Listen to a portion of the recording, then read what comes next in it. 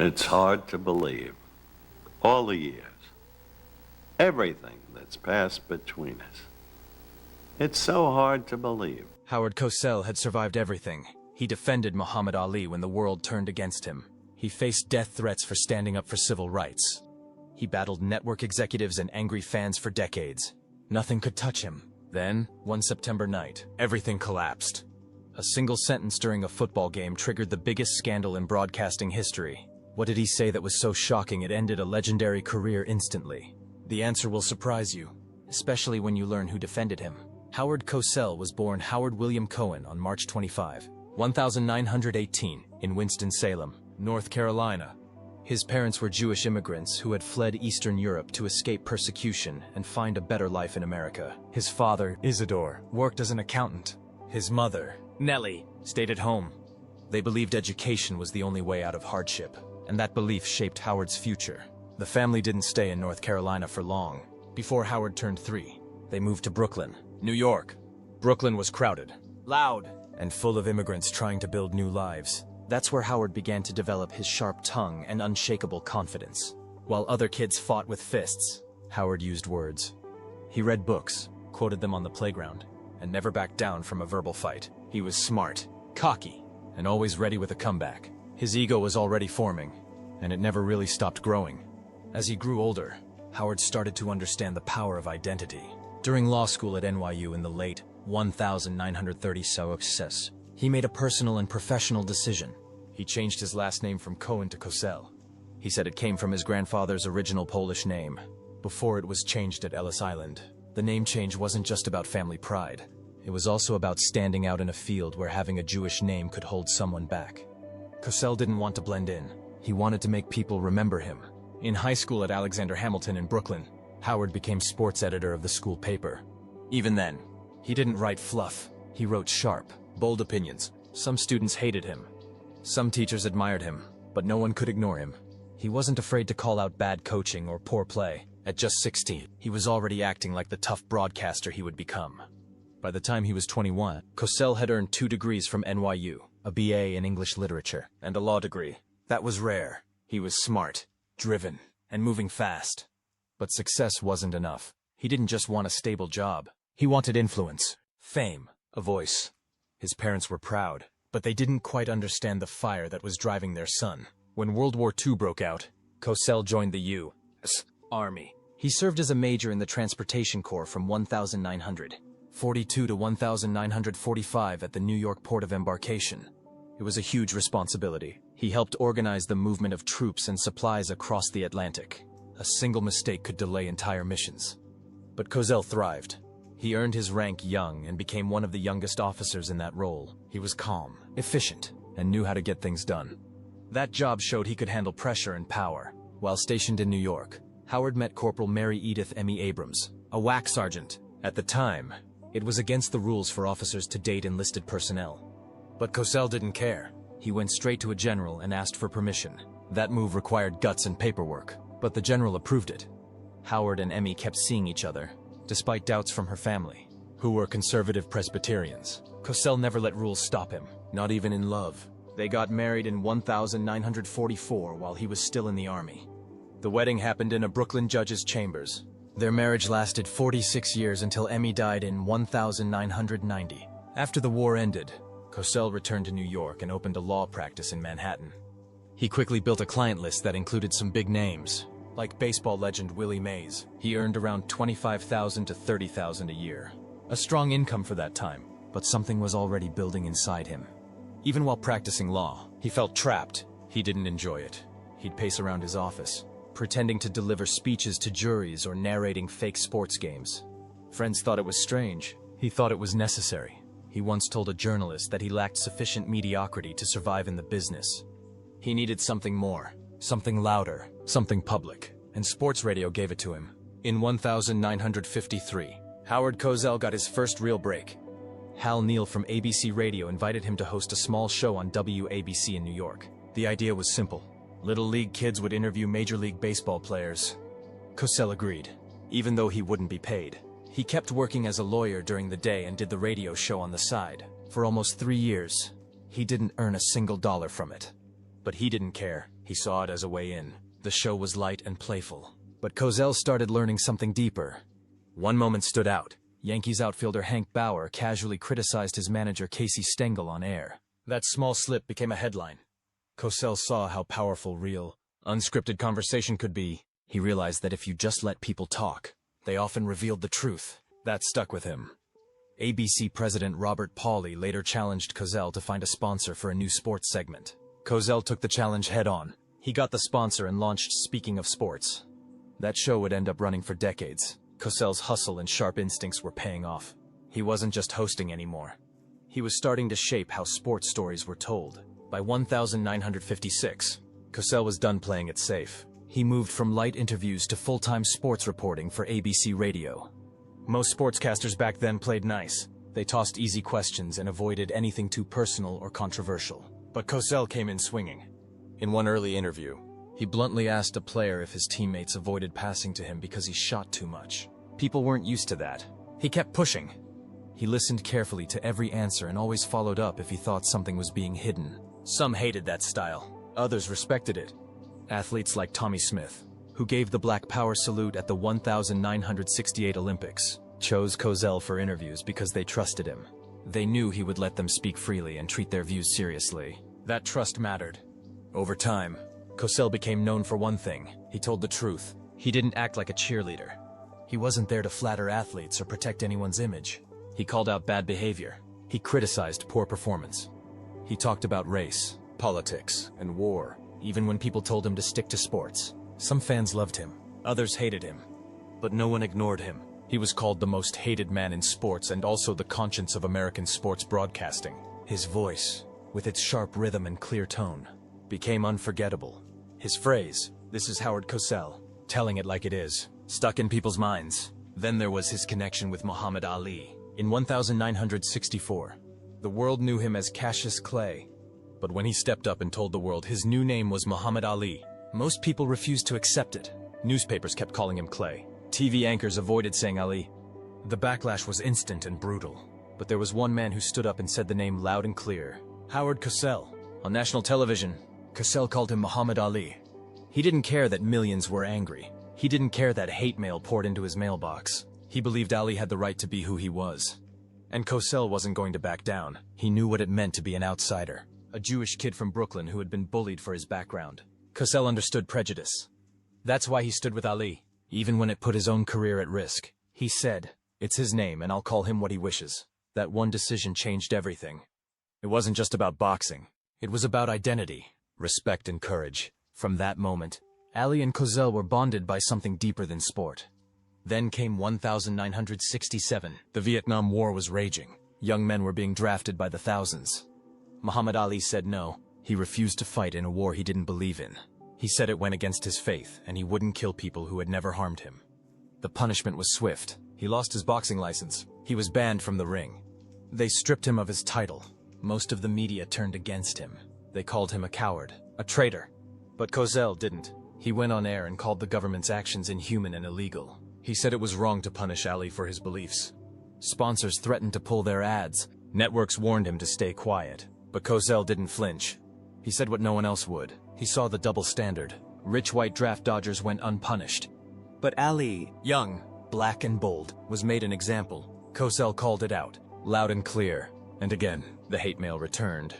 But this time, it only strengthened their friendship. They weren't just broadcaster and boxer anymore. They were two men standing against a storm.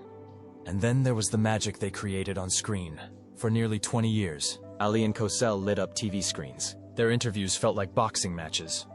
Ali would poke fun at Cosell's hairpiece, laugh at his big words, and promise to knock him out just for fun. Cosell would roll his eyes, hit back with sarcasm, and challenge Ali on everything. They argued, laughed, teased each other, and kept the audience hooked every time.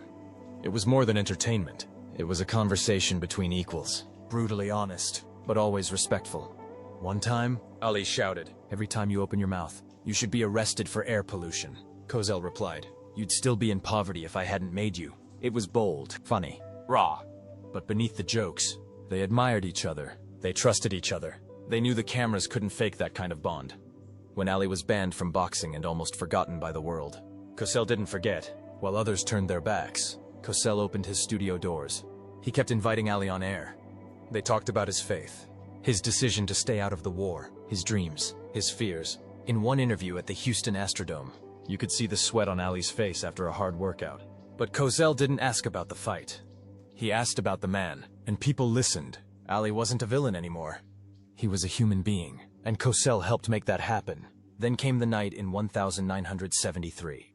Joe Frazier was in the ring with George Foreman. Millions were watching. Round after round, Frazier hit the canvas, and Cosell's voice rang through TVs across the world. 3 simple words, shouted 3 times. Down goes Frazier. Down goes Frazier. Down goes Frazier. It was raw emotion.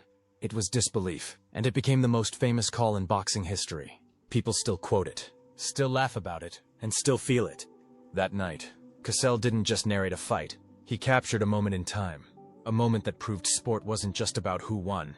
It was about what we felt watching it. And no one made us feel like Cosell did. Ali would later say that Cosell gave him a voice when no one else would listen. Cosell once said that Ali helped him become more than just a broadcaster. He became part of the story. Together, they pushed America to confront race, religion, war, and identity. Not with anger, but with words, with dignity, and with courage.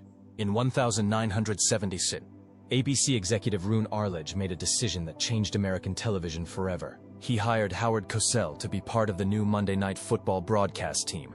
This was a complete gamble. Cosell wasn't a former football player. He wasn't even a traditional sports broadcaster. He was loud, opinionated, and had a voice that demanded attention. Arledge didn't want bland commentary. He wanted sparks. And that's exactly what Cosell brought. The NFL wasn't happy. For years, the league had insisted on approving who sat in the broadcast booth. Arledge said no. He stood firm, refusing to let the league control his team. And it paid off. Ratings jumped 50% in that first season. Viewers were hooked, not just on football, but on the show around the game. The following year, in 1971, Arledge made another bold move. He replaced respected announcer Keith Jackson with Frank Gifford. Gifford had never done play-by-play before, but he was a football star with a calm, likable presence. Arledge wasn't looking for experience. He was building a trio. Cosell brought the drama. Don Meredith added humor, and now Gifford would balance them out. It worked. Ratings soared again. ABC was charging $65,000 for a single ad minute during the game. A massive sum for the time. This trio didn't just change football coverage. They redefined what live sports could be on television. They weren't just announcers. They were part of the show. What kept people watching wasn't just the games. It was the sparks flying between Cosell and Meredith. Cosell's sharp tone and Meredith's relaxed humor created a tension that was impossible to ignore. They argued on air. They teased each other. Once in 1974, they were both suspected of being a little drunk on live TV. The audience didn't care. They loved it. People started picking sides. Team Cosell or Team Meredith. Bars and living rooms buzzed with debate, and Arledge encouraged it. He knew conflict made good television. The show didn't feel scripted. It felt real, and that made it unforgettable. Cosell also had a voice that turned simple moments into events. One phrase in particular became iconic. He could go all the way. It was dramatic. It was slow. It was pure Cosell. He didn't just describe the action. He turned it into a story. Sometimes he'd even tell personal details about a player's life before delivering the line. It wasn't just a touchdown. It was a triumph. The phrase became so popular that other broadcasters started copying it. Chris Berman made it part of his act on ESPN. Today, the phrase still shows up in highlight reels and comedy sketches. It wasn't just a catchphrase. It was a symbol of how Cosell brought entertainment into the booth. But Cosell wasn't loved by everyone. His public feud with sports columnist Dick Young became legendary. Young called him names in print, like Howie the Fraud, and even tried to sabotage his interviews by shouting obscenities during tapings. It was personal, it was loud, and it was symbolic. Young represented the old world of newspapers. Cosell was the face of television. They weren't just fighting each other. They were fighting for the future of sports media. Cosell fired back just as hard, calling Young a right-wing cultural illiterate. Their war of words played out in columns, on air, and even in locker rooms. It wasn't just ego.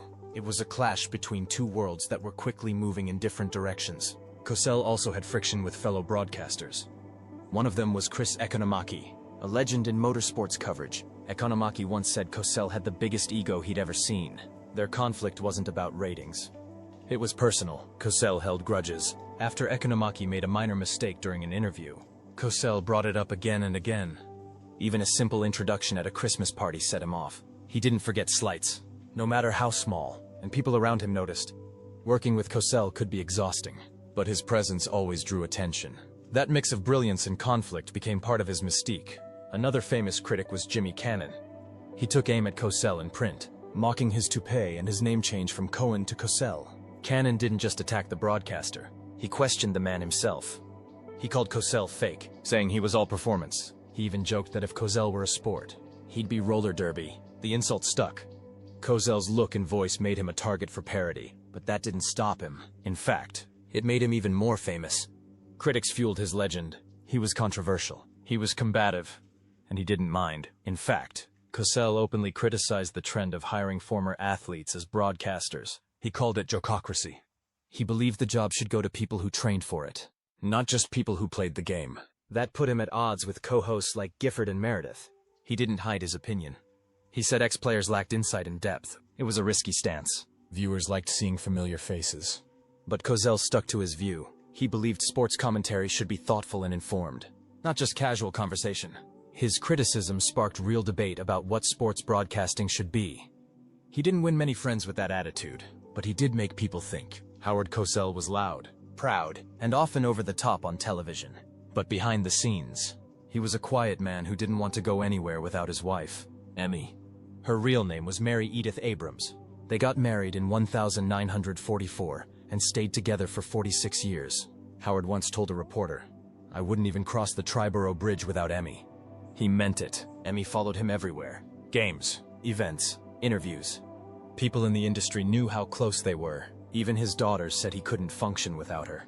She gave him balance. After she died in 1990, everything changed. His health got worse. His spirit faded. Within a year, he had surgery to remove a tumor. 2 years later, he left broadcasting for good. People who only knew the tough version of Cosell on TV were stunned by how broken he was without her.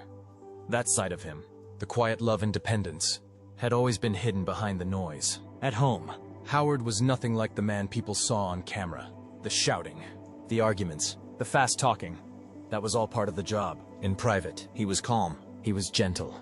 He had 2 daughters, Jill and Hillary, and he loved reading them poetry from Keats and Shelley. On walks, he recited lines softly. He played card games with neighbors. He rarely raised his voice. Emmy kept him grounded. She was the only person who could calm him down when he got too worked up.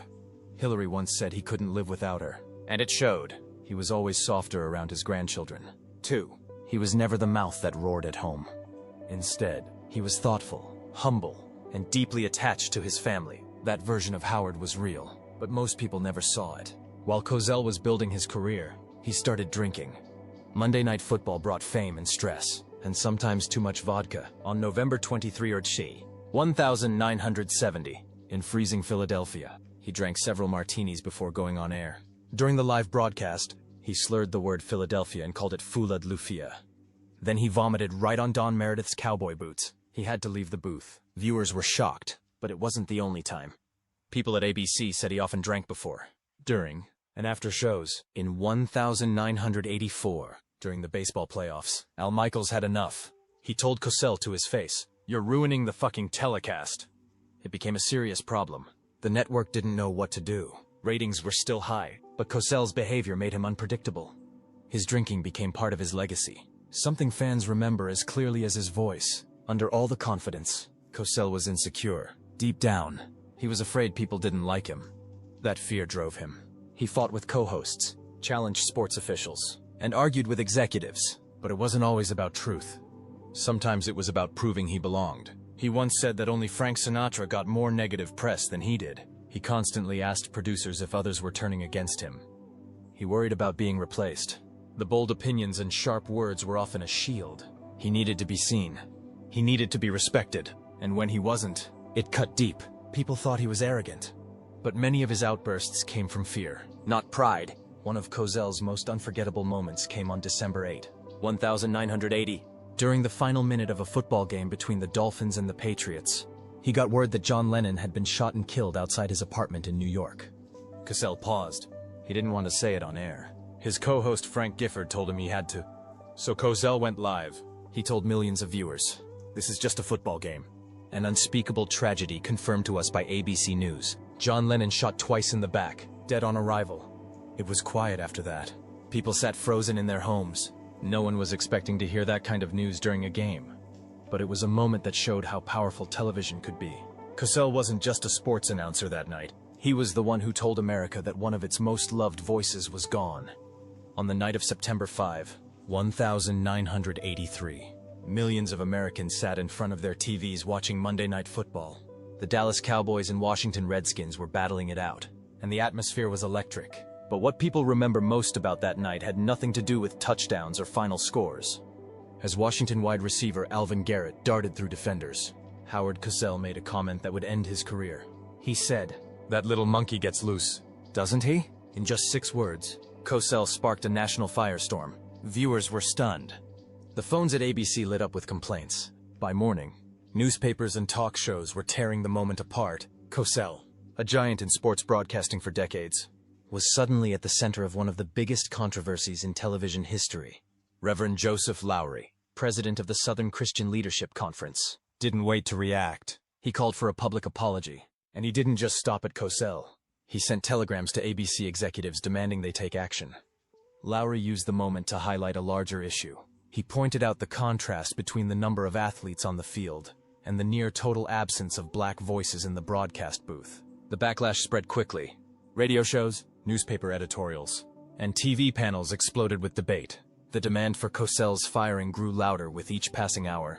Cosell tried to control the damage. At first, he claimed he hadn't said little monkey at all. He said he only remarked that Garrett moved like one and meant it as a compliment to his agility. ABC tried to back him up, saying he wasn't talking about Garrett's appearance, but his quickness.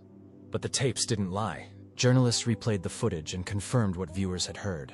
Cosell had said the exact words being denied. This only made things worse. Instead of ending the controversy, the denials turned it into a scandal. Cosell's credibility, once rock solid, began to crumble. Under pressure, Cosell defended himself. He said little monkey was a phrase he'd used for years with no racial meaning. He pointed to earlier broadcasts, including a 1972 game where he called white player Mike Adamle a little monkey. In 1982, he used the same term for Glenn Hubbard, another white athlete. He even said he used it affectionately with his grandchildren. Supporters argued that Cosell's track record mattered. He had always spoken up for civil rights. He had defended Muhammad Ali when few others did. But none of that seemed to matter. Context was quickly buried under outrage. Then came a surprise. Some of Cosell's strongest defenders were black athletes and civil rights leaders. Jesse Jackson publicly supported him. Muhammad Ali stood by his side. And Alvin Garrett himself, the man Cosell had been describing, said he didn't find the comment offensive. Garrett explained, "I liked Howard Cosell. I didn't feel that it was a demeaning statement." But public opinion had already turned. The media had framed the story as a racial insult, and that version stuck. Even with all the support, Cosell couldn't escape the storm. The controversy took on a life of its own, one that didn't care about past friendships or good intentions. By the end of the 1983 season, Cosell was done. 13 years after helping reinvent Monday Night Football, he stepped away. He called the experience emotionally draining. It wasn't just the scandal that wore him down. He had grown disillusioned with the direction football and television were heading. His departure marked the end of an era. Cosell had once been a fearless voice, unafraid to challenge athletes, coaches, and even the leagues themselves. Now, a single sentence had ended it all. Though he continued on radio until 1992, his presence on TV was never the same. His personal life soon began to fall apart. In 1991, at age 73, he was diagnosed with cancer. Doctors found a tumor in his chest, and he went through surgery that June. At the same time, he was coping with the death of his wife, Emmy, who had been his partner and emotional anchor. Cosell tried to stay active on radio, but it was clear he was fading. By 1992, he retired for good. He spent his final years battling not only cancer, but heart disease, Parkinson's, and several minor strokes. Interviews from that time show a man full of regret. He felt like he had been pushed out before completing the work he started. The same voice that once shaped how America saw sports had gone quiet. The world barely noticed. On April 23, 1995, Howard Cosell died in New York at age 77. The cause was a heart embolism. News of his death brought mixed reactions. Some called him a legend and a pioneer. a man who made sports broadcasting smarter and bolder. Others remembered only the controversies, the arrogance, and the final downfall. There were glowing obituaries and sharp critiques. Some fans mourned, others shrugged. His legacy had been forever changed by that one night in 1983. Even so, the world didn't forget his contributions. In 1993, 2 years before his death, TV Guide named him the all-time best sportscaster. That same year, he entered the International Jewish Sports Hall of Fame. In 1994, he was inducted into the Television Hall of Fame, although he was too ill to attend. More honors followed. In 1996, he received a posthumous Sports Emmy for Lifetime Achievement. He was also added to the American Sportscasters Hall of Fame, and later the International Boxing Hall of Fame. These awards were a final recognition that, despite the scandal, Cosell had changed the game forever.